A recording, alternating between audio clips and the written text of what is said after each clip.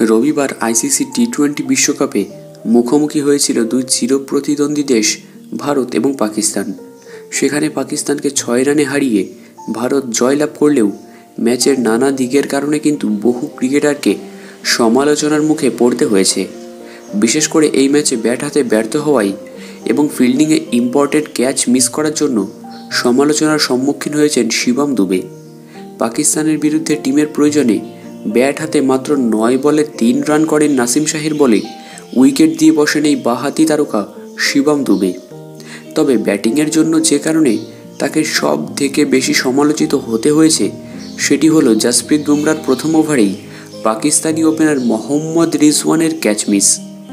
বুমরার বলে বড় শট খুঁজতে গিয়ে বলটি সরাসরি ফাইন লেগে থাকা শিবম দুবের দিকে যায়, কিন্তু শিবম দুবে সেই ক্যাচটা মিস করে বসেন। অন্যদিকে ভারতীয় টিমের হয় টি-20 বিশ্বকাপে ডাক পাওয়ার পর থেকেই চেনা ছন্দে দেখা যাচ্ছে না শিবম দুবেকে। তাই পরবর্তী ম্যাচে মানে আজকে রাতে শিবম দুবেকে বসিয়ে সঞ্জু স্যামসনকে ভারতীয় টিমের প্লেইং 11-এ দেখতে চাই আমি।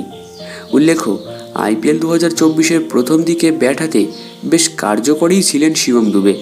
তবে টি-20 বিশ্বকাপের জন্য ভারতীয় টিম ঘোষণার পরে আর একটিও ম্যাচে বড় স্কোর করতে দেখা যায়নি তাকে। এমনকি তার সেই খারাপ ফর্ম টি-20 বিশ্বকাপেও কিন্তু অব্যাহত। এদিকে ভারত বারবার আইসিসি ইভেন্টে ব্যর্থ হওয়ায় এবার দুবের এই ফর্ম কিন্তু ভাবাচ্ছে সকলকেই। অন্যদিকে তাকে বলেও ব্যবহার করছে না ভারতীয় টিম, মানে তাকে বলও করাচ্ছে না। তাই সব দিক বিচার করে এবার দুবেকে বসিয়ে সঞ্জুকে দেখতে চাই আমি।